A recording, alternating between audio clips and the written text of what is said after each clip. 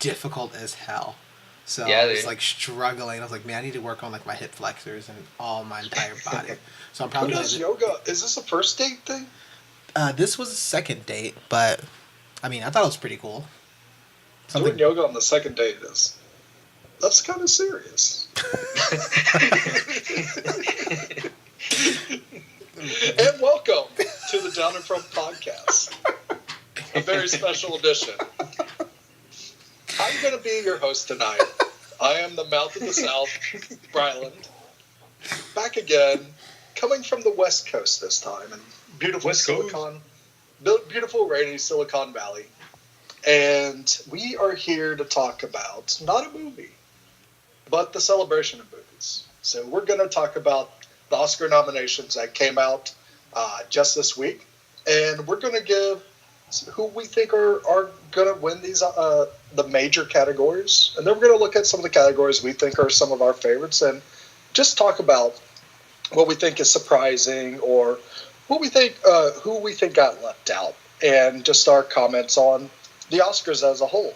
So joining me tonight, we have one of the best Puerto Ricans I know. You. But also overall one of the best people I know. Guillermo, how's it going? I'm doing alright, guys. It's good to hang out with you one more time. Awesome. We miss you, Brian.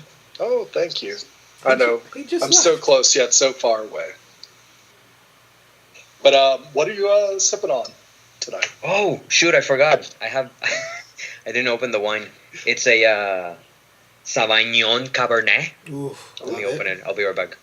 Heavy, but it's good to see you. Dark red wine. Awesome. Yeah, I'm going to go get it. I'll be right back. Tonight. Cool.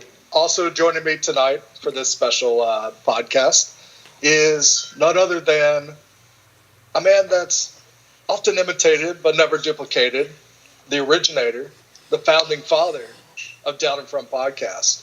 Warren, how's it going tonight? What's up, man? What's up, people? What's up, everybody? Hello, how's it going? All my beautiful Ryan Dowds and Derek Sungs out there. I have missed you so much. Brylan, I miss your face already. I have been crying myself to sleep thinking about you. Oh, how are you? I appreciate the sentiment. Wait, I lied. It's a Sauvignon Blanc. Sauvignon Blanc, okay. That's a white 2017 from Mahau Sound, New Zealand. Mahau Sound. Nice. Sounds like they make some wine down there. Yep. So, Warren, what are you putting down your mouth hole tonight? In my mouth hole, I have a red blend called Whiplash. It is very delicious, very light, very smooth, very crisp. I think we always focus on trying to get these wines that are under about like maybe $15. This came around about like maybe $12, I believe. And I got this from Wegmans, so I would definitely suggest if you have a chance. Everybody loves blends. Everybody loves wines. Hashtag sip to that. Hashtag friends with blends. So please go and pick this up. And I think it's probably will be a great pairing. I just had a veggie burger with some sriracha hummus with this. And I think that'd be a solid pairing. A little spiciness, but not too much. I think you'll like it. And I think you'll enjoy it. So thanks for having me, and it's great to be back. Awesome. Thank you for joining us tonight. And what I'm sipping on tonight is, since I'm on the West Coast now, I'll be out here for a little bit, I picked up one of the most popular West Coast beers out there. It's Stone IPA. Mm-hmm. It is one of their original IPAs that was brewed out here. It's 6.9% alcohol. They also have a version number, so this is version 1.1, which I think is fitting for Silicon Valley. It's actually a very tart IPA, very hoppy.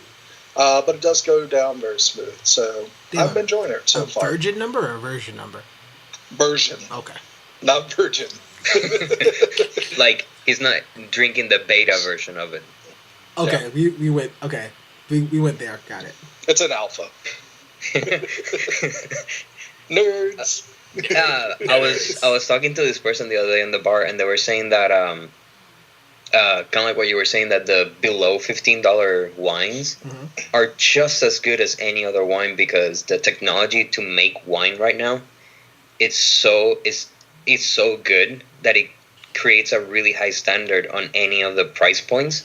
So you can get really, really good wine for less than $15. Like, you don't have to go 100 or 200 now. Yeah, I've seen that before. That like there's like a peak quality to wine, and that like $15 to $30 range is like where you'll find all those peak wines. Yeah, that's really neat. So anyway, we're going to get into our major categories. So what we're going to consider the major categories tonight will be the acting categories, directing, and best picture. We're going to start off with best supporting actress. So just to tell you who is nominated for best supporting actress in the Oscars this year, you have and the Oscar goes to you have Mary J. Blige for Mudbound, Allison Janney for I, Tonya, Leslie Manville for Phantom Thread, Laurie Metcalf in Lady Bird, and Octavia Spencer for The Shape of Water. So Warren, how about you start us off? Who do you think is going to win this category? Yeah, so I mean, we definitely kind of watching the Golden Globes. That was one of the things that I was kind of paying attention to, especially with just everything that's happening. I think a lot of people always have a lot of focus on the supporting, because people always wonder, well, why weren't they leading? So looking at this list, I've seen only actually two of these movies, which I'm kind of bummed I didn't get a chance. I mean, at the time, the Phantom Thread wasn't even out, but I, Tanya was, and apparently Mudbound was on Netflix. My bad. But looking at this, I would love for Octavia Spencer to win this. I don't think she will. I really think it's going to be in between Laurie Metcalf and Allison Janney. And I heard Allison Janney just absolutely kills it in I, Tonya. That's one of my next movies I'm going to try to get to the theater and watch this week. But I think it's definitely gonna be in between them. Laurie Metcalf absolutely like murdered that role in Lady Bird as Lady Bird's mother, absolutely. And that I really would love for her to win, but I just think everybody like hands down said Allison Janney just absolutely killed it. So yeah, it'd be cool. I mean, I'm excited to see who that comes from, because we have a lot of different movies in that category, and it's like all over the place. So it's nice to have some diversity. Nice, Guillermo. How about you? I was looking at the Golden Globes, and there's pretty similar the people that are nominated for that category. I don't know. I only watched Phantom Thread and Lady Bird, and Leslie Manville was extremely good in Phantom Thread. I just didn't quite like that movie, and I'm a huge fan of Laurie Metcalf, so I don't know. It's hard. Octavia Spencer is a great actress too, man. Yeah, it'd be cool if Mary J. Blige would win it, because she's super talented, and I don't. Has she ever acted before? A little bit, but it was not. She's never been nominated. Yeah, if she has, it's been like a smaller role. Yeah, I'm a huge fan of Laurie Metcalf, especially after I watched the Louis C.K. show. Oh, yeah. She's in that show on Horace and Pete, and she has a monologue episode. I told you about that. This. Is probably one of the best acting you will ever see. I told you about that. Dude. Savage. I don't know. I hope she wins. I'm a huge fan. I love Lady Bird too. Lady Bird was amazing. Yeah. I don't know, but Octavia Spencer, man, especially with this whole thing now that it's happening, it'd be cool if she can kind of like carry that flag of just really, really good actresses that don't get like overlooked. I don't know. Well, even with Octavia Spencer, like looking at like The Shape of Water, she had like a great role, but arguably for that actual movie, there were really, she was like the only other female character that had lines in the movie, so I was surprised that she even got nominated. I love her. I think she's awesome, but like these other roles. she got the sharp, witty one-liners. Yeah, too. but like looking at the Janny character, I think Leslie Manville and Metcalf, like from what I've heard and like seen about those, like they've had like actual like they affected the character so much so like she was also like now thinking about it, Octavia Spencer was like the translator because um the leading actress, I can't think of her name right now. Sally Hawkins. Yeah, Sally. Well, in the movie, I can't really think of her name right now, but Oh, okay. she couldn't speak, so she was like her interpreter. So I kind of get that, but you can look at there's one movie of which you have what was the movie about the women going to space, crunching numbers. Oh yeah. I know what you mean. Yeah. She was like, it'll come to me, but she was like yeah. nominated for supporting actress there. So I'm like, wait, hold on. In that movie, she was very much a key character, not the main, but a very key character. So I completely understand it. Right. This one is like several kind of layers down. So we'll see. Yeah, and I would say for this category, the only one that I've seen so far is Octavia Spencer in The Shape of Water. And it's one thing like her character, and there's other characters in that movie that are really cool because it's a lot of archetypes of disenfranchised people at that time in the 50s that you're just rooting for because they're very heroic in their own different way. And she has a very comical but also very like sincere take on that character, which I really appreciated. But from what we've seen from the awards so far, Allison Janney's kind of run away with the awards. But you can never count out Laurie Metcalf. She is a very powerful actress, and she can definitely bring a lot. But this Mary J. Blige nomination, this is the first time you've seen her nominated in this award season, and who knows? She might be a dark horse that is put there to just create some type of shock win out of it. Yeah. But I mean, I would love to see Octavia win. She would definitely be deserving. It's not a subpar role or anything. But I think Allison Janney will probably run away with it. That'd be cool. So, Best Supporting Actor. Ooh. We have Willem Dafoe in The Florida Project. Woody Harrelson in 3 Billboards Outside Ebbing, Missouri. Richard Jenkins in The Shape of Water.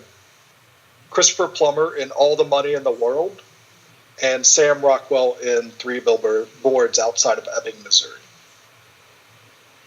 So, Guillermo, who do you think will take it?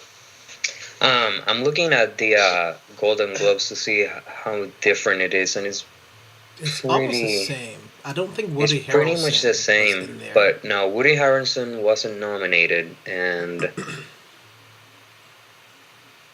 yeah, I don't know. I haven't seen any of those movies, but I'm a huge fan of Sam Rockwell. Yeah, he also won the Golden Globe.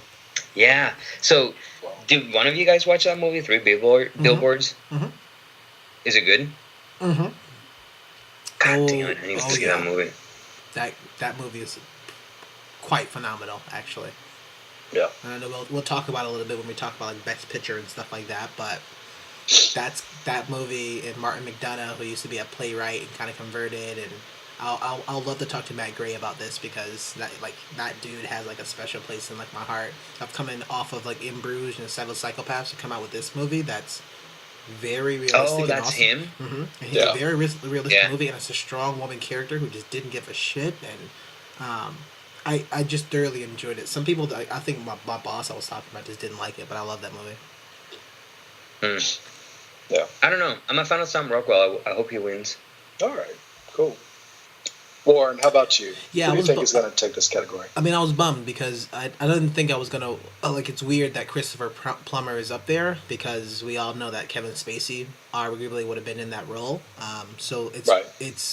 I'm a little taken back because, they reshot all that within the span of like a week or some sort of crazy short of time.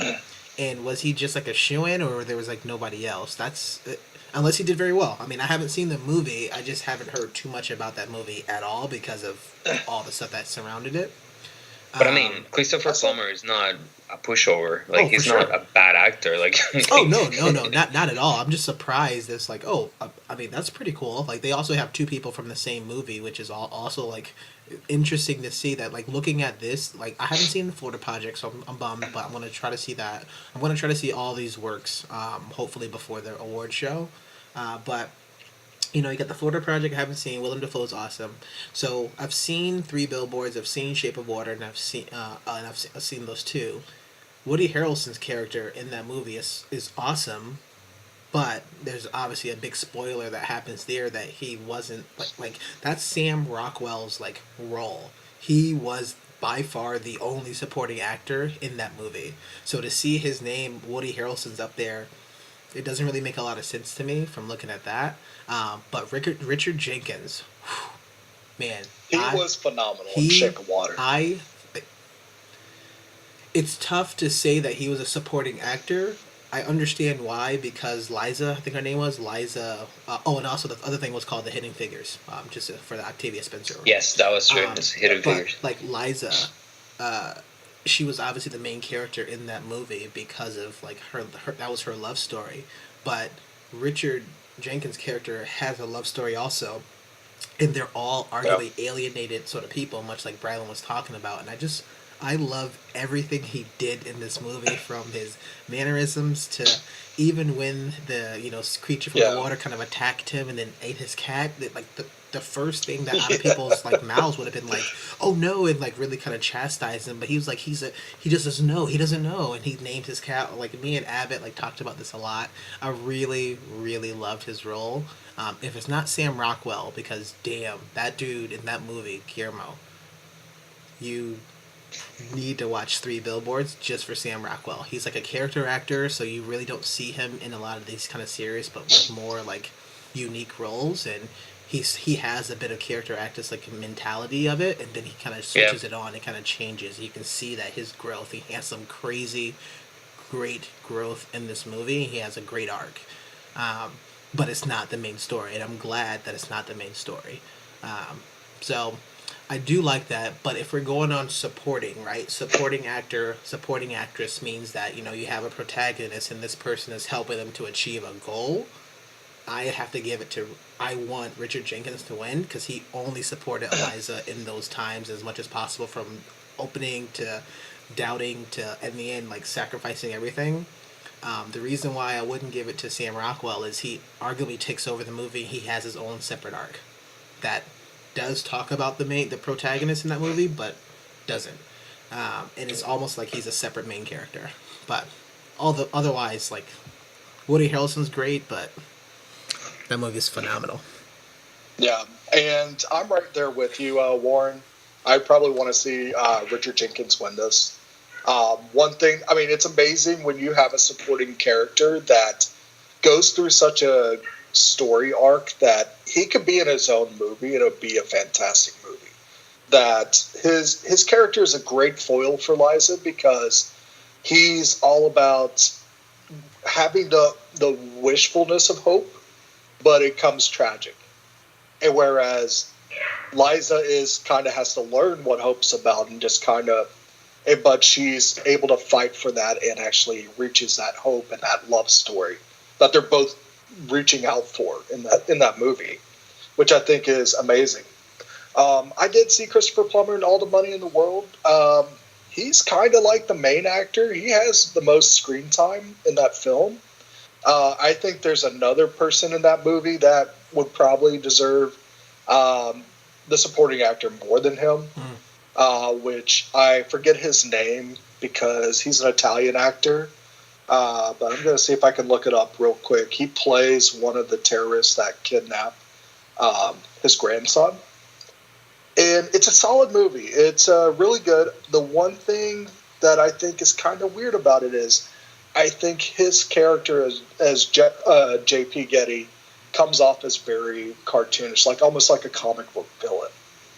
And even though he was a real life character, the way it's approached, it's hard to buy kind of what he's doing. He comes off kind of silly, I think. But there is one character in All the Money in the World I thought was fantastic, and that's Romain Duris. He plays a character named Sincanta, and he was a fantastic role in that movie. One thing about this category that really shocks me is, and I think this has been a snub through the whole award season, is David Franco. He's actually the one that I thought was the best in The Disaster Artist. And I was hoping that he would get nominated for this. I mean, also, we can call it out there. There's also no people of color. So that's kind of weird. Or Patrick Stewart for Logan. I think that was a very amazing. I thought that was an amazing supporting role. Oh, shit, that's true. That was such a good movie. Yeah. So we're going to talk about nominees for actress in a leading role. So we got Sally Hawkins for The Shape of Water, Frances McDormand in 3 Billboards Outside Ebbing, Missouri, Margot Robbie for I, Tonya, Saoirse Ronan for Lady Bird, and Meryl Streep for The Post. Can I start with this one? Because there's only one movie I haven't seen in that. Go for it, Warren. And I'm really upset. I need to go out. I'm probably going to go out and hunt down, find I, Tonya. I'm going to watch that so I can be up on everything. So I'll start with Meryl Streep. She's amazing, but she should not get this movie. She should not get this role. It's the annual nominate Meryl Streep. Yeah, I don't get that at all. Well, I mean, it's strong female character. I get where she was, but in that movie, her and Tom Hanks, it could. I think somebody said it best. I think one of my roommates said it best. Of somebody could have easily swapped them out, and I think you still have a very powerful movie. It didn't need to be Meryl Streep. Now, Streep and Hanks on the same screen, talking about freedom of press, especially what's happening today in our society. This movie important, but when you look at the other names and look at these other performances, asterisk for Margot Robbie. Sorry, I haven't seen it yet. I don't think Meryl Streep should get this one. Sally Hawkins, love her, but also don't think that she'll be able to kind of get this one. Just not only for the fact that just because she didn't talk, but just from the overall power between these other two characters. I think if you have to give this one, it has to be Frances McDormand. She kills it in this role. It's a single mother, divorcee, raising 2 children. Her child gets murdered, and she's figuring out how to tell people, hold people more accountable for shit that actually happens, and really try to rally the city around this by putting up these billboards, basically. And she's a tough woman. She doesn't give a shit, but she's also caring. And even in this movie, Peter Dinklage pops up, and I thought it would be a weird comical character, but he was a great character, and it was a very sad character. He kind of pops up, and it was nice to see her reactions and her interactions with him. That was a very strong role. I mean, I really hope she wins this. Like I said, we're definitely gonna come back and talk about it when I see I, Tonya. I just haven't, but between that and Saoirse Ronan, she was amazing in this movie, but I just think that Frances McDormand was just a little bit higher on that. But that's I think in a lot of these awards, arguably, is probably going to go to 3 Billboards. If you're looking at supporting actress, if you're looking at supporting actor and lead actress right now, both of them I think would go to 3 Billboards. Yeah. Cool. Guillermo, what do you think? Yeah, I'm a little bit of a disadvantage because I only seen Lady Bird. I definitely like Saoirse a lot. I don't really quite get the Meryl Streep yearly nomination. I mean, she's obviously a great actress, but I mean, really every single movie she gets nominated. Okay, I get it, but I mean, she's been successful enough in her career that has a very unique position as an actress where she can go out and kind of have a role made for her where it's a strong female character. And she probably gets to put a lot of input into what her character is going to be like. And that actually helps out with her actually approaching that craft of acting.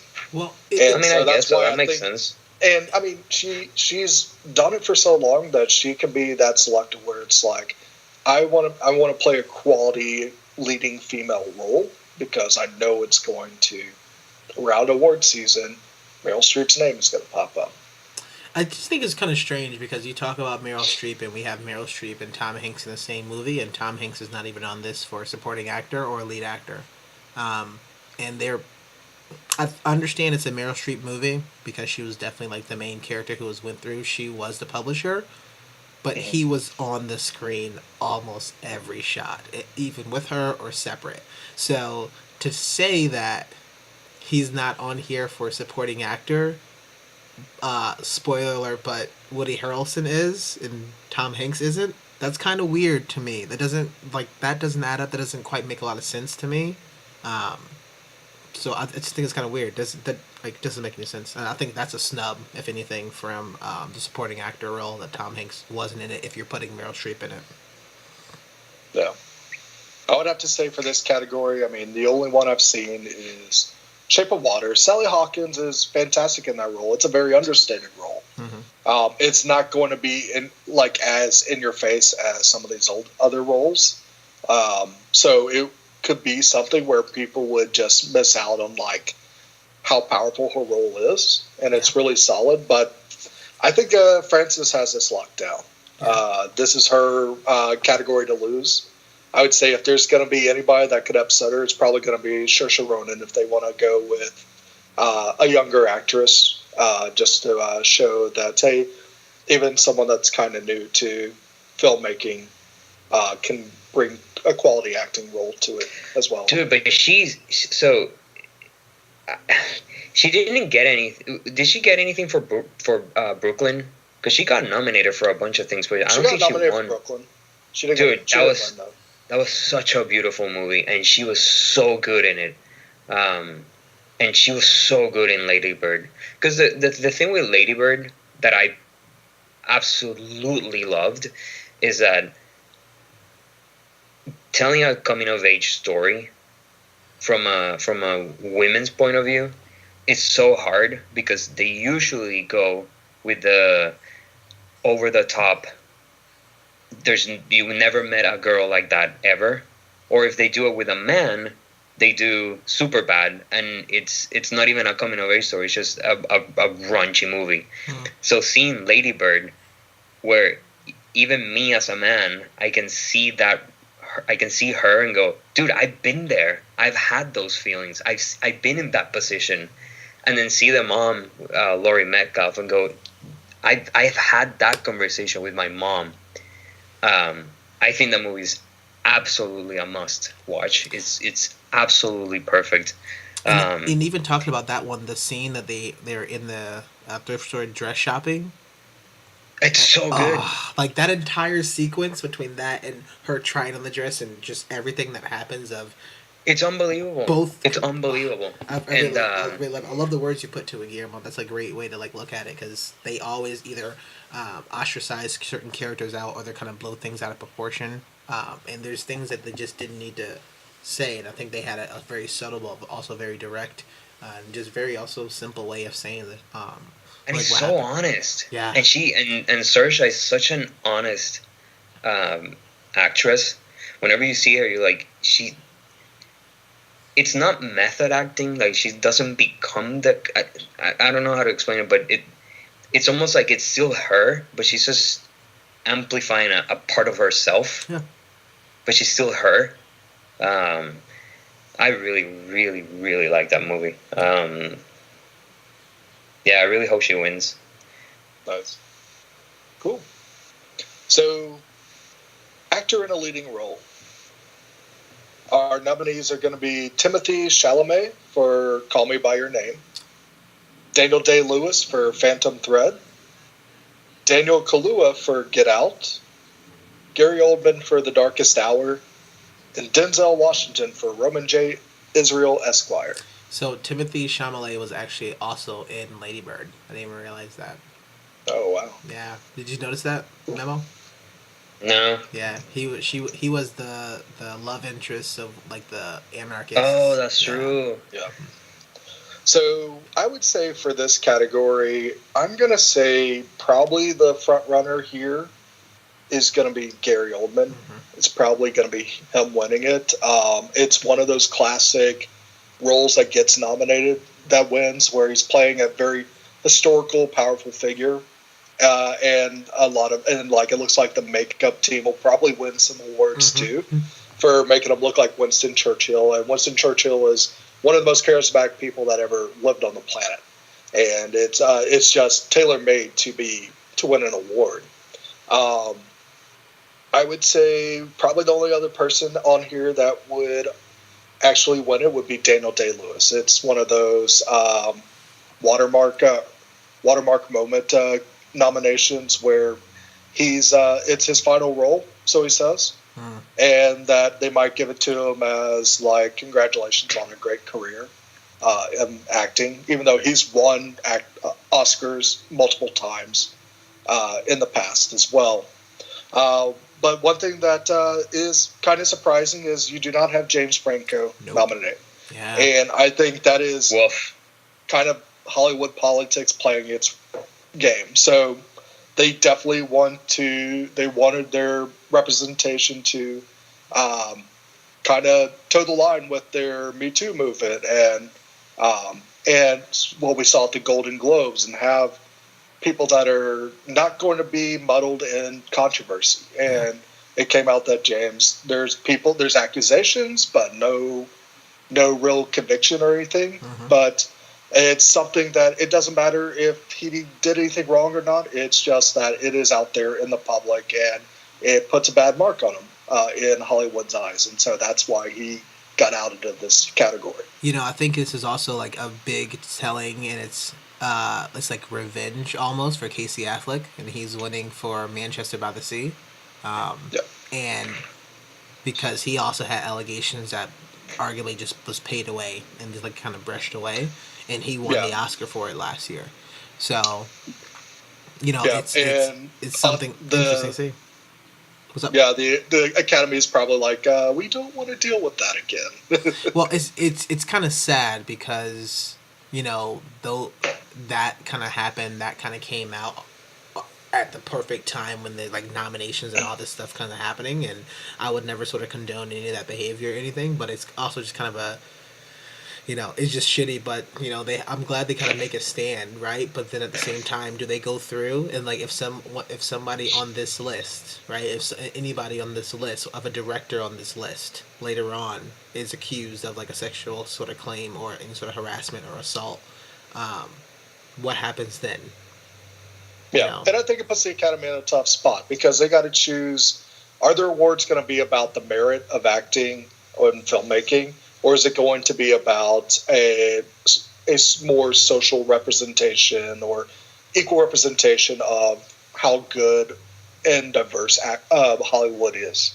Yeah. And I think they definitely want to work on making their public face look as good as possible right now. I mean, I think can we take a detour here for a second, because obviously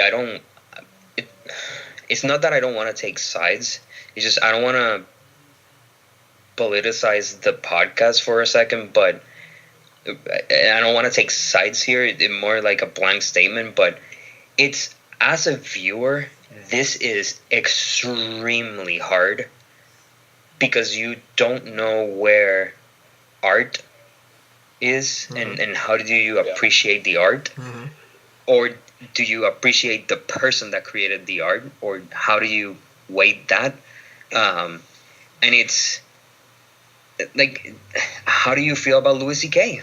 How do you feel about Franco? Like how do you like it's so hard, and you don't know where to stand, and you don't know if you can you still appreciate that, or should, because I mean obviously we're not monsters, so if they did something, fuck them, but at the same time, like, that art was created because of something that happened in his life, and we've seen this in music time and time again.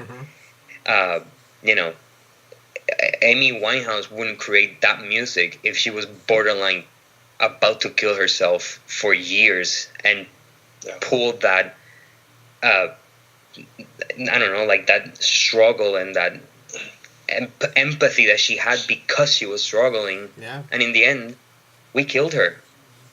Like, we as fans, we push her so hard that she killed herself. And do we still appreciate Amy Winehouse records, even though we knew that she was destroying herself as a person?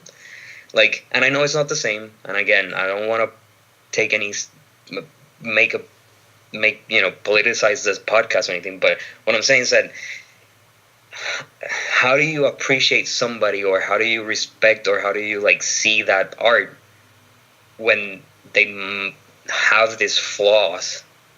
Yeah. As persons, I mean, we can't expect human beings to be like some type of perfection. Like, I wholly believe the art can stand totally separate from the artist. And an acting role, is a piece of art. And if James Franco makes a great role in his performance of Tommy Wiseau, I think we should focus on that role of Tommy Wiseau and not necessarily James Franco as a person. I mean, The Cosby Show will always be one of the greatest TV shows of my childhood. But I know Bill Cosby is a trash human being. Yeah. I didn't know at that time because I was a 5-6-year-old kid. But yeah. I appreciated the art that was there. Yeah. And that's a good call out, because we talk about it, and Guillermo, you even mentioned that, one of my favorite shows by far, hands down, like if I have to go out and say, top 5, maybe top 10 favorite TV shows, Horace and Pete is one of my favorite shows, and that show really spoke a lot about it and opened up and really kind of like delve into a world of mental health issues and mental abuse and so many things that people don't talk about. And as much as I'm proud that they're gonna put their foot down and says, like, not today, at some point you're just basically saying, well, we talked about it before to a lesser degree, that okay, well, why is Daniel Day-Lewis up there? Oh, because he's not acting anymore. Oh, not because if there's wasn't a better one. Okay, like, that's kind of weird. Like, if that's the case, then just take Daniel Day-Lewis off. Don't nominate him. Why do you have to have a certain amount of people? Just have one less person. But you chose to actually put him on there, because why? And it's a tough. We could easily kind of derail. It's upsetting. It's kind of tough. And just like the Golden Globes is going to be about, I think they're going to be also focused on more of like making sure they save face. I think people are talking about that too.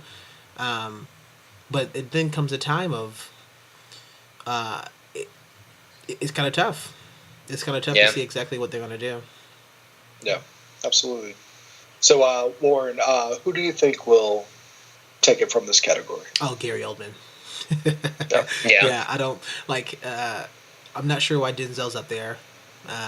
Daniel Day-Lewis. It's the annual Denzel nomination. Yeah, like Denzel. He's the Meryl Streep of actors. Yeah, Denzel. Like even when here's a little bit even upsetting of the last year, Denzel was nominated for Fences, and that is not a role to be nominated for. Like, that role is all on the wife, and I can't remember her name right now, but it's gonna come to me. But no way. I think she was in Hidden Figures too. Yeah. No, I don't think she was. I'll look it up. I don't think she was. Was it Taraji P. Henson? No. I'll look it up in a second. But and I love Fences, and I love August Wilson's work. But a lot of August Wilson's work, and him being a old playwright, literally wrote work only for Black American not American, but Black actors, actresses. He wrote this particular style. A lot of his work really depicted the male figure not in the best of lights of it, and he also didn't really have like a step up. It was mainly a women's role that should have been there. But anyways, that's from last year. We don't have to talk about that stuff. But I also am looking at, it's going to be between Gary Oldman and, much like Braylon said about the leading actress, this Timothée Chalamet. I heard this movie Call Me by Your Name was absolutely phenomenal, and people need to give it way more credit than what it is. He's young too. He's 22 years old. Very, very young, yeah. So I think it should be between them two. I love Get Out. I love the fact that Daniel Kaluuya got nominated for that. I'm like all for that. I think that finally, right, a horror movie. That's the only a horror movie that is way more important, and it was quote unquote stay woke, as the young kids say nowadays. Like, that movie was phenomenal. So I'm really glad that those three people are up there. The other two, I mean, did you guys earn it? Yeah. Who knows? But I think Gary Oldman's going to take it away, and I love me some Gary Oldman, but just from what I've been hearing about this movie, I haven't seen it yet. I think he's probably going to run away with it. Yeah. One thing with Daniel Kaluuya is I think his role in that movie is the most safe role in that movie. And I think there's other actors in that movie that actually outshine him. I think Lakeith Stanfield's supporting role is phenomenal in that movie. I think Connie Britton is scary as fuck in that movie. Yes. Is that the dad? No, that's the mom. The mom? No, the Connie dad. Britton. Oh, okay. Oh, it's the mom? Bradley Whitford was doing Bradley Whitford. Okay. But I think it's overall, I mean, we could probably get into this in Best Pictures, that Get Out is a movie where the concepts and the message of it are more powerful than any individual role in that movie. Viola Davis, by the way. Dude, she's amazing. I know. She was in Hidden Figures, right? No. Guillermo, who do you think is going to be? No, because I remember watching Hidden Figures and seeing like, God damn, these are the best black actresses in our generation right now. So was Marshall Ali was on there too. Okay. No, Yeah, that's a good movie. No, she was not in Hidden Figures. Guillermo. She should have been. But I'm gonna double check now just to see. She's gonna be in Hidden Figures too. Hidden Figures too. Okay. Yeah, they're gonna go to Mars. The space shuttle. Yeah. We're gonna go to Mars, Washington, and then we gotta go to Mars, and then over to Jupiter. Guillermo, who do you think is going to be Best Actor?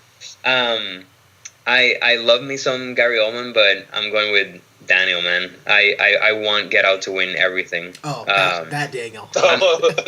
I'm not a fan of. I'm not a fan of Daniel Day-Lewis. It sounds weird, but I find him to be a little pretentious in his acting. Although to me, the scariest character I've ever seen was the character that he did in that Scorsese movie, Gangs of New York. Oh yeah, Bill the Butcher. To me, that's the scariest character I've ever seen in my life. I don't know. I want to see Darkest Hours because I want to see how Gary Oldman's take on Churchill. Winston Churchill contrasts with the Crown version. What's his name? The guy that makes Churchill in The Crown. The guy from Third Rock from the Sun. Yeah, dude, it's fucking amazing. It's unbelievable. John Lithgow. Yep, John Lithgow. Yeah. So I want to see like how he was amazing in that. Dude, amazing. I want to see how that one contrasts with Gary Oldman's. I saw only the trailer for Roman J. Israel, and it looked like Denzel was back in form. So I don't know if that actually went through the whole movie. I don't know. I my heart wants Daniel to win just because I want Get Out to win everything. Daniel Kaluuya. You want Daniel Kaluuya. Daniel Kaluuya. Not Daniel Day-Lewis, right? Kaluuya. Yeah. Daniel Day-Kaluuya. You keep saying Daniel. I'm like, there's two Daniels there, Guillermo. Like, which Daniel are you talking about? But I mean, if Gary Oldman wins, I'm like, whatever, okay.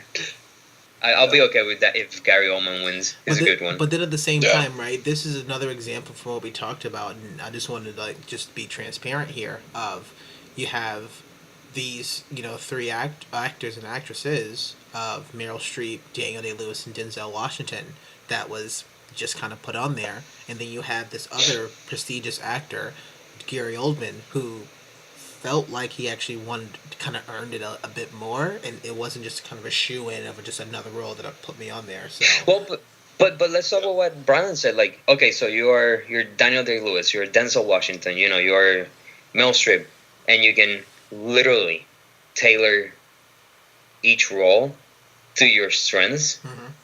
Then you're just not so okay. Cool. So every time you knock it out of the park, because they're just putting the ball for you, like just giving you the ball and you can just knock it out of the park. Like it's then what's the where's the challenge?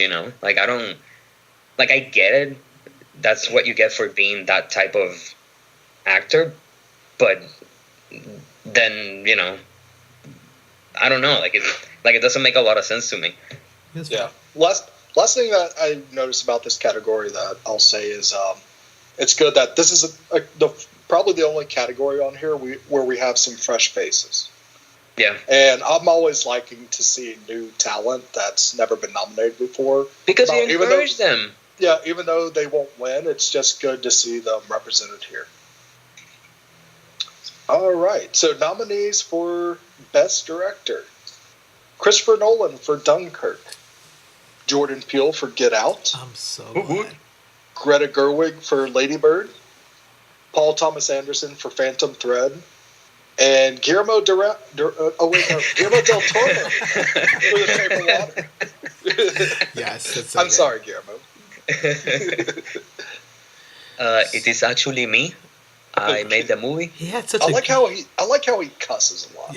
Yeah. Guillermo's a cool guy. So Guillermo, which Guillermo do you think will win Best Director? I mean, like I said, I want Get Out to win everything, and I love Lady Bird and I love Dunkirk, but I just want Get Out to win everything. But I can definitely see how Dunkirk will win. Because of what we said in the yearly recap, like it's such a different movie. But it's only a movie that Christopher Nolan can make. Yeah, he's the only one that could have made it. But at the same time, Greta Gerwig made Lady Bird, and it's such a beautiful movie, and that's about her. That's her story. Yeah, I would love her to win. I'm not a huge fan of Paul Thomas Anderson. It follows the same thread with Daniel Day-Lewis. It's all his movies are like too pretentious to me, and I get it. And I mean, you want to have things that are like highbrow, like a little bit more in the intelligent side, but they're too pretentious, and I did not enjoy Phantom Thread. But I mean, at the same time, Guillermo del Toro, man, come on, you gotta root for your peeps, So I don't know. My heart wants Jordan Peele to win. Yeah, Warren. So, Christopher Nolan should not be on here. You're wrong about that. Okay, I'll sure. Just say that. That's okay. The reason why I don't think log out of Skype. Oh, okay. Boop, boop. Okay. The reason why I don't think Christopher Nolan should be on there is the reason why Dunkirk was such a. I don't think it was. We can probably get into this a little bit later too when we talk about it, but I don't think Dunkirk was a movie that the director, although was amazing, really made that such an impactful film, more as the actual sound and how the actual characters are. Now it always depends on, who wrote the movie and how it was actually kind of formed up. I get that. Phantom Thread shouldn't be on here either. So I automatically kind of look at those and kind of take those off the list. Huge snub to say boring. that Martin Phantom McDonagh Thread was so boring. But it's a huge snub to say Martin McDonagh was not on this list. Bunch of bullshit. So whatever. I was kind of upset about that. Kind of looking at this list like, oof. So I have some issues with those two movies out the gate. Greta Gerwig, the only woman director, female director, and I'm glad that I felt like, and I honestly felt like, from the Golden Globes nominations to now the Oscars, no female directors in the Golden Globes, and they called it out. Now we have one in the Oscars. Yeah, and from everything I've heard, she's definitely deserving of the nomination. Oh, dude. So I'm glad that she's up there, and it's really between these other three movies. I love Guillermo del Toro. I really love Jordan Peele. I don't know which one I can choose because I'm so happy at the actual overall vision and the overall how original both of those works were. We've seen a war movie before. I don't care about Phantom Thread, to be honest with you. I haven't seen it, but I know it's about costuming, right? Phantom Thread? No, it's about fashion. Yeah, it's about fashion. Yeah. So I just look at it as, okay, like, give me a new vision, give me a new look, give me something I haven't quite seen before. I've seen Lady Bird before. It was amazing and executed very well because of the characters, so I've seen that before. But give me a new division of directorial, and between that, I have to give it to Get Out over Shape of Water because I've seen at least some sort of love story like Shape of Water. Very, very different, but still kind of close.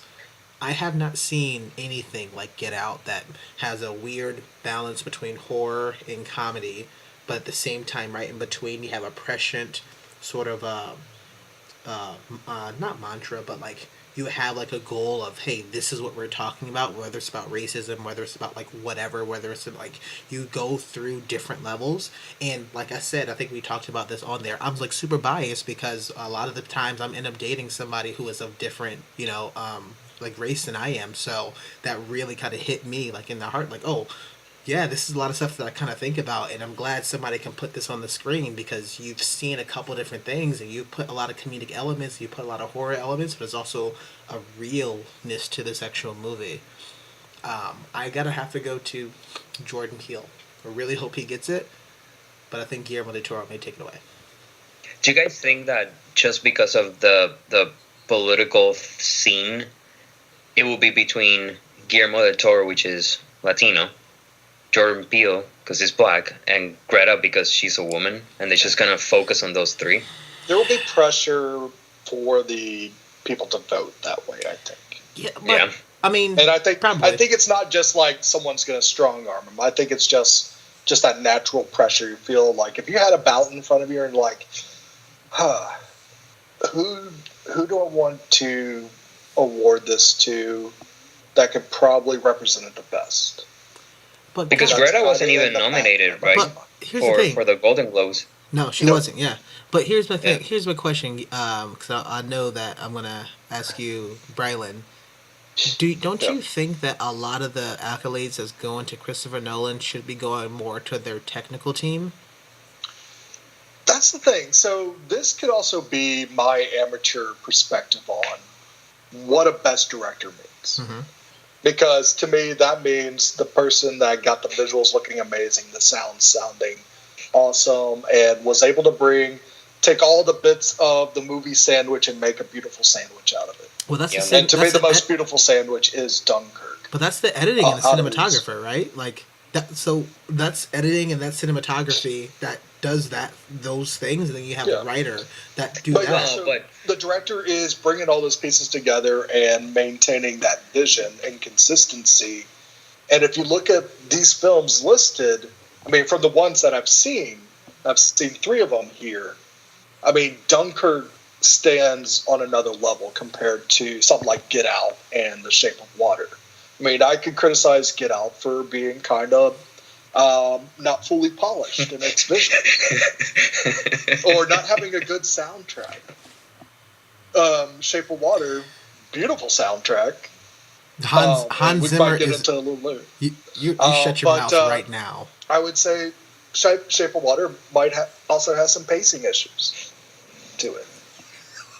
And I mean, you are definitely more educated in these parts than I am. But And I'm doing No, my don't best. encourage him. No, I'm no, doing my best to kind of no, we figure are. out who do I want to be my best director. I'm not choosing Christopher Nolan because I'm a big Christopher Nolan fan. Definitely not. But this is absolutely a movie that is a once in a lifetime experience that whatever director created that, I mean, this is like a 2001 style movie that blew your mind when you went to the theater. And you're never going to experience something like that again. So here will be my other biggest thing, unless you had something, Guillermo. Awesome. So I'm kind of upset over the fact now that we were talking, we're kind of thinking about it. Edgar Wright was snubbed from here for Baby Driver because the directing of that, or at least like that vision and that what went into that movie was phenomenal. He's not on here either, so I just thought about that one.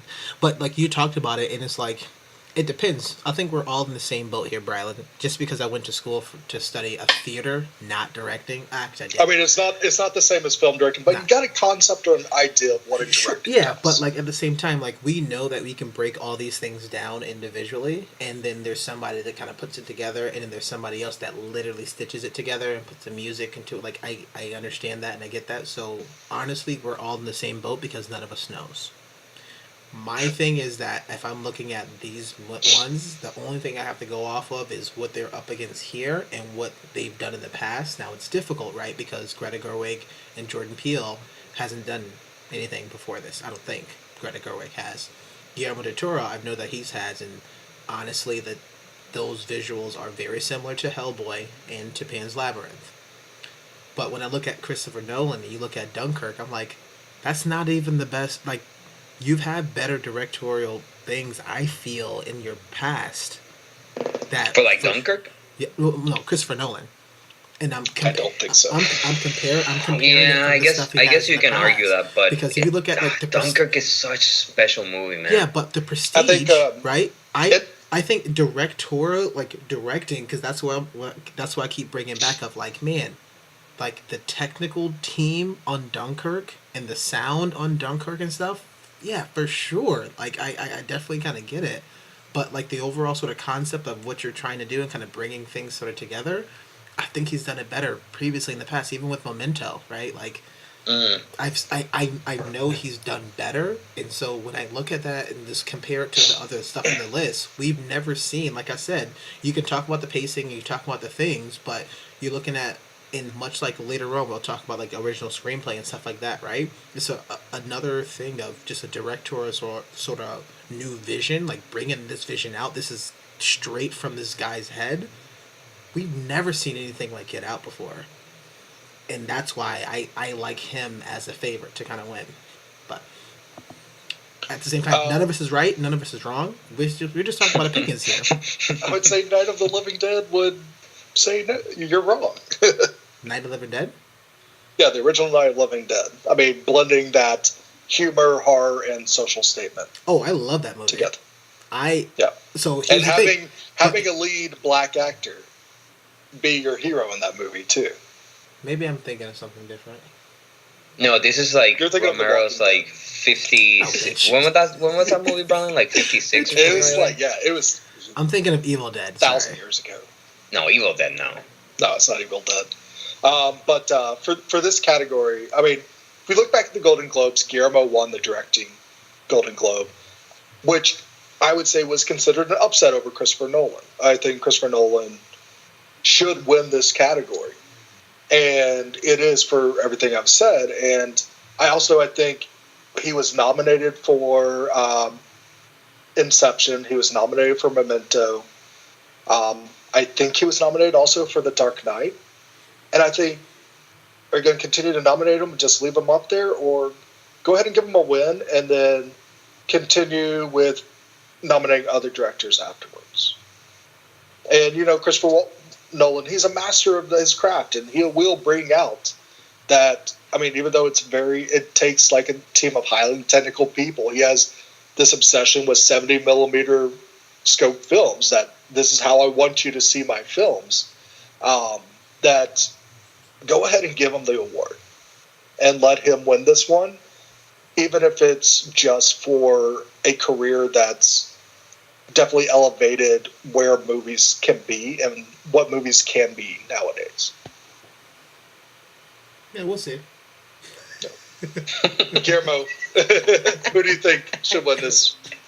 Guillermo, did you say who you thought should win? I want Jordan Peele to win. Yeah, okay. I want either Jordan Peele to win or Greta Gerwig, because I mean, we need movies like that. Either like Get Out or Lady Bird. We need movies like that.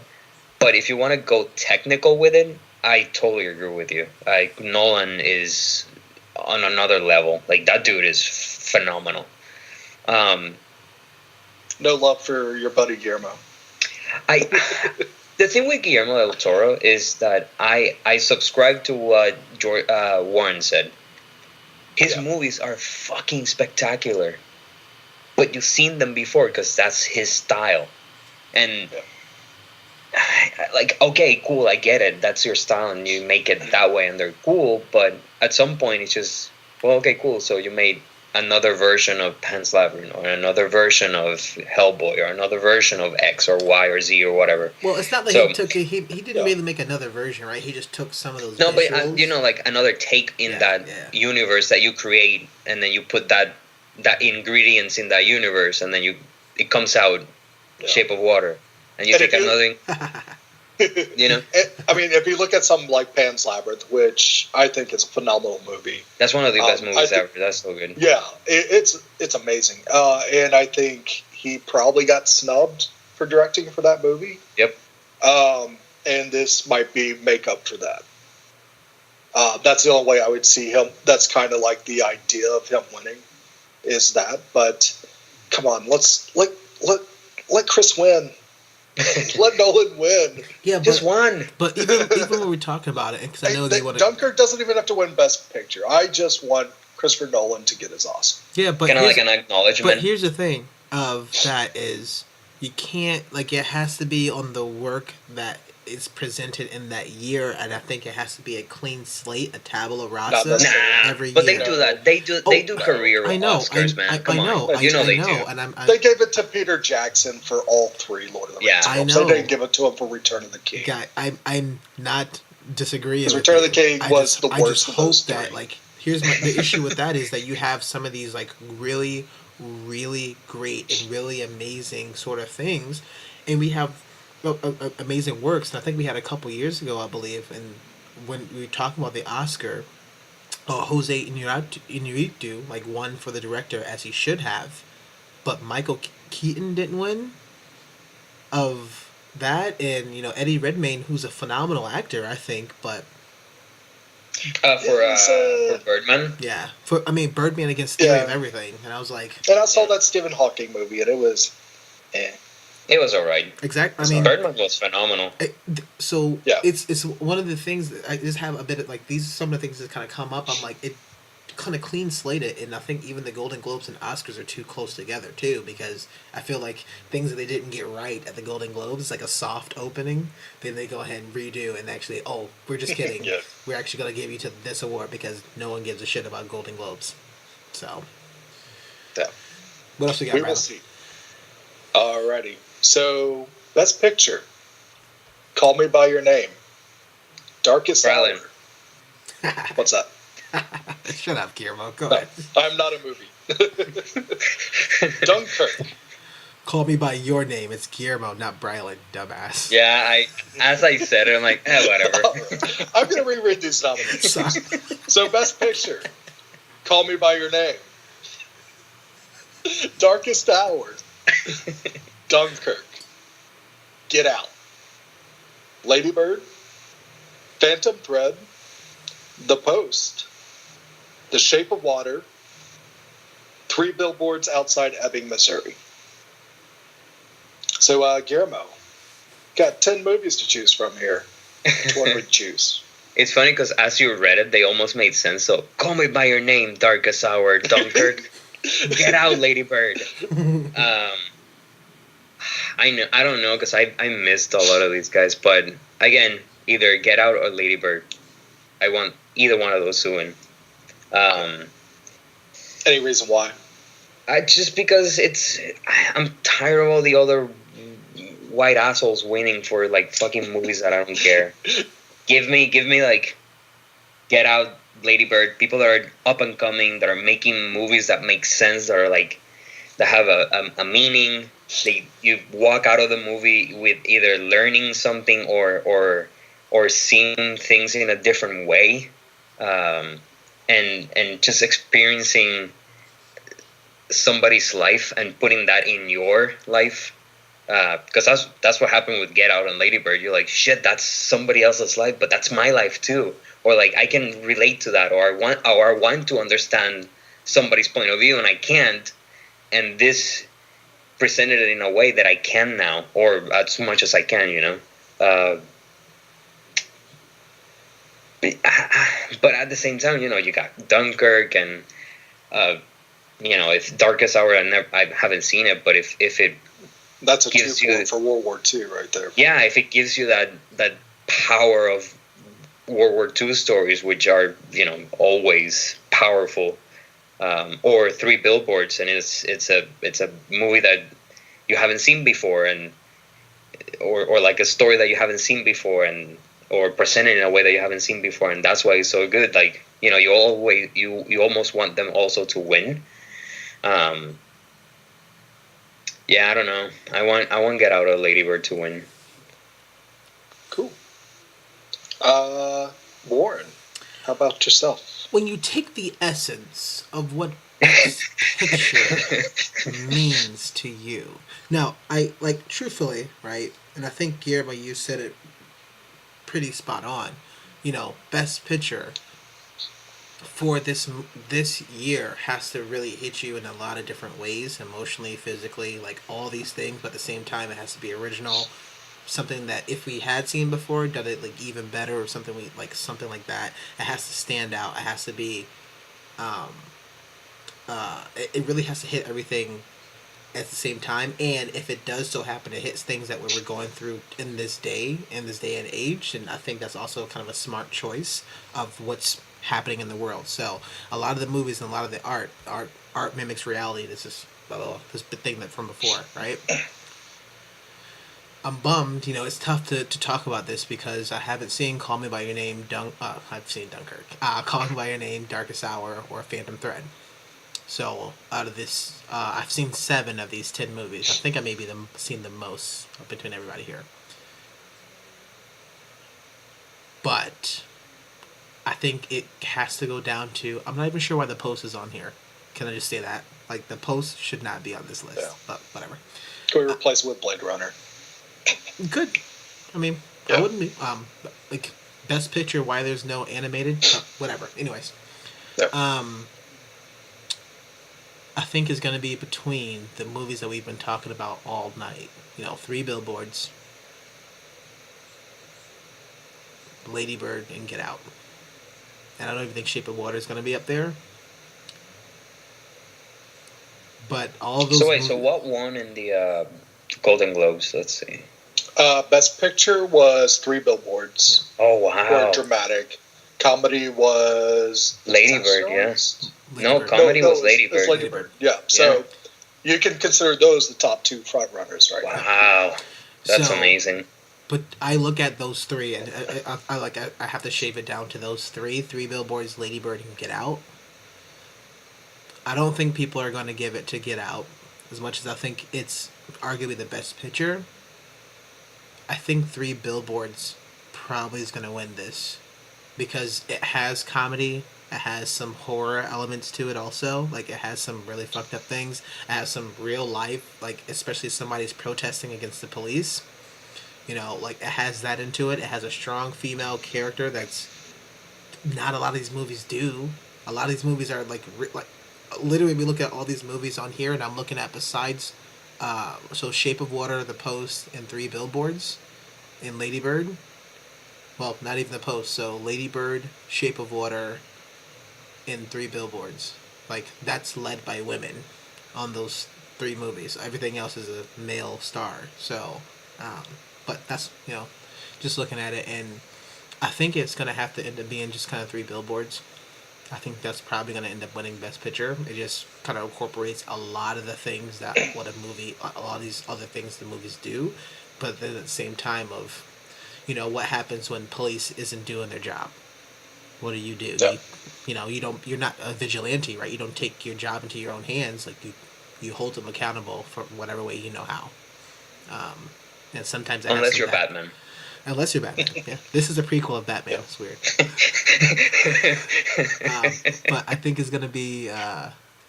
Three Billboards. I would love for Get Out to this run away with it, but I think it's gonna be really difficult.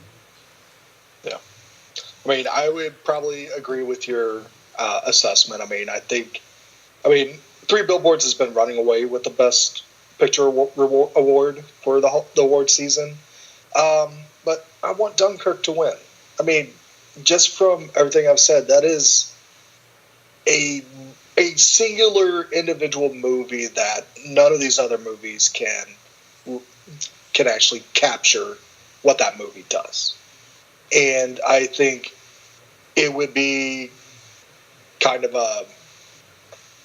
it would just be like, oh, come on. I mean, this movie, did you sit down and watch this movie, old voter of Oscars? Or didn't you poop your pants? No? Okay. Well, maybe you should vote for it if it made you poop your pants. No, that means maybe you shouldn't. that means the sound was just too you. loud. That's why they should have turned the sound down a little bit because it scared the It's shit out of probably me. what's going to be like, nope, sound too loud. Those fucking shots in that movie, man. Yeah. But honestly, I just want Dunkirk to win.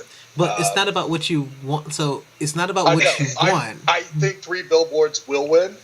I want Dunkirk to win. Aha! Alrighty, so those are our major categories for the Oscars. Now we're going to choose some of our other categories that we think we're just going to personally call them out. I'm going to begin. I'll say one thing right now. Roger Deakins doesn't win Best Cinematography. So help me, I will throw my TV out the window and have the recycle people pick it up on the way. Yeah, that guy needs to win that better than anything, or more than anything. But I did want to focus on actually screenplay because I love writing. And so there are some really cool call-outs here. So the movies that are nominated for Best Picture, they are taking up the Best Adapted Screenplay and Best Original Screenplay for the most part. But there's some really cool things here. The Disaster Artist, it's the only category it was nominated in for Best Adapted Screenplay.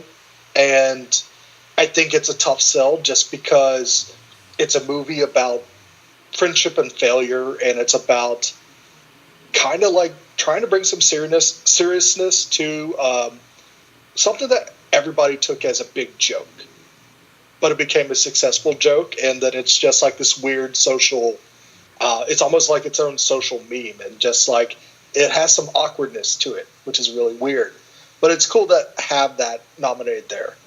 I love that Logan is nominated. Yes. That must be one of the best Western stories, but tales about a father and a son and what family means, and just how do you approach the end of life? Even though it's wrapped into a comic book veil, it is phenomenal when it does that. And The Big Sick, Emily Gordon and Kumail Nanjiani, they told their love story on here, and they did not hold anything back. They didn't play it safe. It's definitely a movie that causes you to think about relationships, and like those moments where you're like, is this person the one or not? Even if you've only met them for a day or 2 days, if you don't know them that well, what causes you to commit to them? And when I look at this and I look back at the Best Actor category, Kumail could have been a great nomination.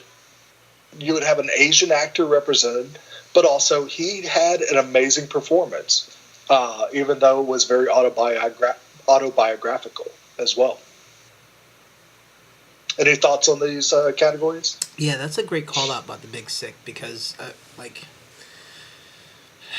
we have a lot of snubs. There's going to be even more snubs because you thought this movie came out in 2016, but it's like, oh shit, it actually came out in 2017. The Big Sick was definitely kind of one of them, and that freaking movie was phenomenal. I'm so glad, but like adapted screenplay we're talking about, right? Or are we talking about screenplay? Both categories. Just looking at both of these, I'm just glad that we're getting a lot of diverse things. Even Aaron Sorkin pops up that's going to be on here. Like, original screenplay is like... And I don't think he deserves it from Molly's Game. I mean, that's from what I've heard. But he pops up on here from some reason. But, it's looking at, like, original screenplay is just dominated with these things are going to win, right? Get Out has been nominated for other things. Lady Bird, Shape of Water, Billboards has been nominated for other things. The Big Sick didn't get nominated for any actor or actresses. Nothing else. Yeah. No supporting, no nothing. And I think they got. I think they got something else here. I gotta look into it. So that's kind of surprising. Yeah. And that movie's already on Amazon. So if anybody definitely want to watch it, feel free. And I think original screenplay. This is going to be the category that Jordan Peele wins. Which you should. But then at the same time, it's another like I think it's between Get Out and Lady Bird there, and those two are going to be going like neck and neck. I think for a lot of these awards going back and forth between each others because they both tell a particular dramatic story together. But adapted screenplay, it'll be awesome if it goes to Disaster Artist. It's probably not. It's probably gonna. I really wanted to go to Logan. I think it maybe go to Call Me by Your Name. Yeah, and it's also good to see Mudbound nominated. Yeah. I mean, that's a Netflix movie. Yeah. And so but then that's surprising. I think for screenplay is going to go to Get Out, and for adapted it's going to go to Logan. Yeah. Hopefully. I'd probably agree. Guillermo?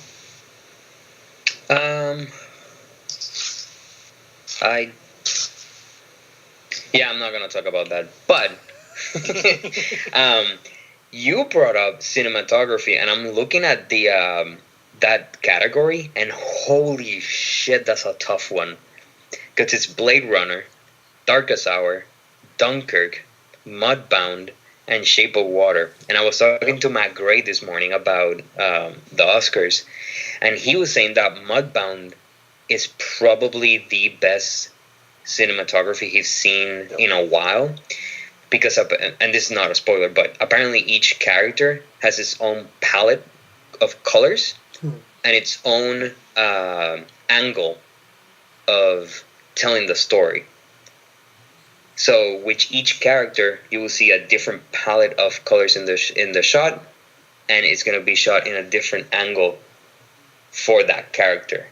Yeah. And he was saying, that that he's never seen that art form of cinematography brought to that level. So I really want to see it. Everything that Brylan has been saying about Dunkirk all night, I 100% agree. That movie it's spectacular. And I'm also torn between those movies and Blade Runner, because when I watch Blade Runner, I'm like, holy shit, Blade Runner is a painting. The moves, like each shot it's almost like I don't even know how to describe it. It's like almost like poetry that moved. It was so freaking gorgeous. So that's going to be an interesting one because, I mean, those are powerhouses of movies. And I'm pretty sure Shape of Water is fucking phenomenal visually. Yeah. Oh, yeah. And Roger Deakins has been nominated for the last 3 movies he's done, like Arrival and Sicario. Those are beautiful movies as well. And, I mean, it might be time to just give him the Oscar for that work. But it's really cool to see Rachel Morrison nominated here, too, because she's the first person of color to be nominated in this category. So something that's like a more technical craft, it's good to see that representation there, too. Yeah, this cinematography is going to be very interesting to see who's going to go in between, because that's going to be probably something that people are going to be kind of queued up in on a lot to see who wins, who doesn't. And she did Black Panther. She did Black Panther? Yep. She's the cinematographer for Black first Panther. Woman nominated. Not bad. She's cute. She's from Cambridge, too. Oh, no doubt. Yeah. That's cool. Boop, boop. You're not from Cambridge. What are you saying whoop, whoop for? Can we talk about... That's true. Animated? Lauren, any other thoughts on cinematography? No. All right. I like Blade Runner, though. Who do you think will win? Roger? Do you think Roger will win? Yeah. I think he should. Like, that... I think that would be pretty cool for that, for the cinematography. I think, again, I think we talked about this before, but between Dunkirk, Blade Runner, and Shape of Water, I think it's going to come down between those 3. Yeah. Cool. Lauren, what category would you like to talk about? I'm kind of torn, but I want to go to original scores. And I'm really excited because of the original score. and I'm also very sad. Oh no, I'm excited now again because I was like, wait a second. So the Shape of Water soundtrack is absolutely phenomenal. It's ridiculously It's good. so good. Alexander Desplat, he does the Imitation Game. He's done Arrival. I mean, you look at half of his work, it's like absolutely phenomenal. But, and here's a huge but, John Williams deserves this. The Last Jedi's score is probably the best Star Wars score since Empire. It has an amazing score. So good. That I would say the Last Jedi original song that's in there with the big cellos at the beginning of it, phenomenal. I think it's amazing. But I think Alexander Desplat should win this hands down. I think it's gonna be between them. Hans Zimmer, the score for Dunkirk wasn't that good. It's great. Wasn't that good. It's a lot of clocks. Yeah. Nice.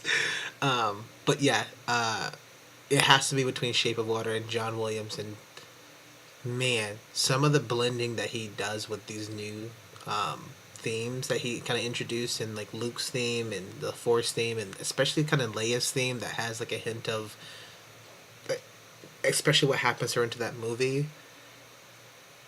If neither one of these two movies win, I don't know what's gonna happen. I may just say I'm done.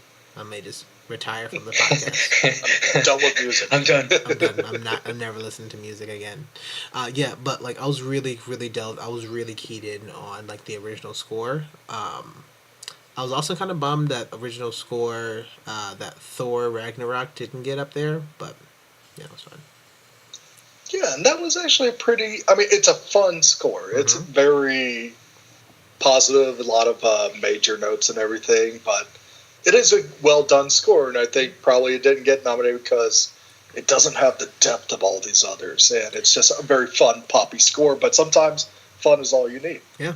Well, I mean, you have these people dominating, right? John Williams, Alexander Desplat, and Hans Zimmer dominates this category. Yeah.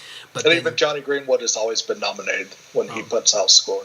I haven't heard of Carter Burwell before, so I need to go. I'm actually going to probably listen to that score all tomorrow, and I'll give you an analysis of the Three Billboards score. Well, hopefully, I'll ask Derek if he's seen it. We'll talk about that. But yeah, that's for like my section. I wanted to at least kind of talk about. I do want to talk about like animated and stuff too, but I'll wait for some time later. All right. And so, anything else we want to add about these Oscar nominations for this year? Any final thoughts y'all have? Well, for sure, animated. That shit better go to Coco. Because I really don't know what the rest of these movies are except for Coco. Well, I mean, Ferdinand, I think they hyped that up a bunch. I haven't seen. I've heard starring John Cena. Yeah, didn't know that. It should win. Loving Vincent, I haven't seen, but damn, there's so many people names on that one, like 1, 2, 3, 4, 5 people's names as like the creators of that. Boss Baby. What? It's a really good. Huh? I didn't see it. That movie was not good. But I'm just surprised that like really you guys. I can probably think of an animated movie that should have been on there instead of like 2 or 3 of these. So, yeah. But Coco was dope. I'm even trying to think of an animated film I saw this year that was good, and I can't think of any. It's tough to think of what things you've seen this year and came out in theaters or not. Like, I was like, oh, it's like Finding Dory. That didn't come out this year, so I was like, oh, sorry. So is Coco good enough to be like an actual nominated for like Best Picture? For what I've heard, yes. You haven't seen it? No. Oh man, yes. Wait. So then why did they just put that on Best Movie then? It's not it's animated. Yeah, but who the fuck cares? I mean, the only animated movie that's been able to do that is Beauty and the Beast. Okay. And that was 20 years ago. I don't know. I mean, so you're telling me like Beauty and the Beast was one of the only ones, probably. I think there's probably a couple other ones, but of all the movies that have come out, like I think because Toy Story was up there. I think Toy Story might have been the other one. But it's just like, So Wally should have been up there. I don't think it was, but it definitely should have. And it's, Yeah. if we go back and look at these best pictures, and I'm like, really? The Post. Yeah. Yeah, like I'm like, really? Or even fuck it, they could have just add another one. They already have 9. Just make it around 10. No, Put Coco on it. They have 10 already. Yeah. Oh, It's yeah, really? 10. I thought it was 9. No. Yeah. Yeah, whatever. But from everything I've heard about Coco, that it really captures that part of Mexican culture with the Day of the Dead really well, and makes you feel like why is that important? It's such And a so good I movie. think that's what's really important about that movie getting nominated. I definitely suggest to go see that movie. It's it has so many different like levels in that movie that it's just a beautiful movie. I'm upset now that I'm thinking about it. I understand that it got best animated, but that also should have gotten cinematography if it's, or visual effects or something else, because there was the colors and the stuff that they put in that movie was absolutely just crazy. It's gorgeous. And they just never seen that. Even visual effects. It's not even in visual effects. But Guardians of the Galaxy 2 is. That's pretty cool. But it Cole. Quick side note, quick sidebar. Visual effects, Blade Runner, okay. Guardians 2, alright. Faulkner, never heard of it. I haven't seen that. That's the person that made Guardians of the Galaxy 2. It's Oh, not good. a That's movie. why. I was like, wait, what? I'm like, Faulkner by Dan Sudick? I don't know. Kong, Skull Island. Really? Star Wars, okay. War of Planet of the Apes. Makes sense. Absolutely. Kong, Skull Island for visual effects? Bitch, you better put Coco in there. What's wrong with you? Costume design? Oh, so Beauty and the Beast got costume design. That's interesting. Yeah, I'm glad that Baby Driver was up here for at least for something. I was getting nervous that that wasn't going to be here. So that's exciting. That film editing category should go to Baby Driver. Didn't they edit it as they were filming the movie, pretty much? I think so. Yeah. Yeah, they were doing it in the moment. They were editing the movie as they were shooting it, which is incredibly amazing. Guys, Wonder Woman's not on here at all for anything. It's a movie, piece of shit movie. The movie sucks. Oh, okay. We'll agree to disagree. All right. I also noticed that it. You sent your hate mail to Guillermo. Yeah. I also noticed that it is not on here for anything. Yeah. Lego Batman is not on here. That could have such a good movie. That could have come been out this past year. Yeah, that could have been a friggin' animated film that it wasn't on. It wasn't a good movie. Okay. That movie was so funny, dude. Split was on here. Split. That didn't get a nominated for anything. Split was pretty fun. Yeah, that didn't get nominated for anything. No supporting or anything. Weird. Yeah. But, I mean, we'd probably agree that the biggest snub on here is probably James Franco. The Franco brothers. The Franco brothers, yeah. Actually, now that I think about it and I'm looking at it for right now, I think another big snub, at least from no nominations or anything, was Jumanji. Really? Yeah. Well, that didn't come out in 2017. Yes, it did. Oh, the last week, yeah. Yes, it did. Yeah, it actually came out in 2017. Unlike some of these movies, Phantom Thread. Dude, that movie was so funny. Phantom Thread was in theaters on Christmas Day. No, it wasn't. It was only in New York and Los Angeles. It was in limited release because they wanted to push it out for the awards. Because it needed to be nominated. And that's so funny. The rule is you only have to be in one movie theater. Oh, really? Yeah. Such bullshit. Yeah, so, I mean, movies like Jumanji should have been, like, there. No. And it's like, I mean, that would have been kind of fun for at least kind of one of these sort of titles on there. Like, I would at least put that on there for... I think The Rock would have been an interesting sort of supporting actor. Dude, talk about people that tailor characters to themselves. Fucking, he's so good. Yeah. He knows what to do with each character to like a perfect execution. So, yeah, but that's all. Guillermo, okay. That's all I got. Guillermo, any last thoughts? No. I'm definitely gonna watch. I really want to catch up with a couple of these movies before it comes out. So I definitely want to see Three Billboards, and I might try to see uh, the Darkest Hour because it looks pretty cool. Let me know But where that's playing because I couldn't find it, but I was also it's not playing here. I wasn't looking for it.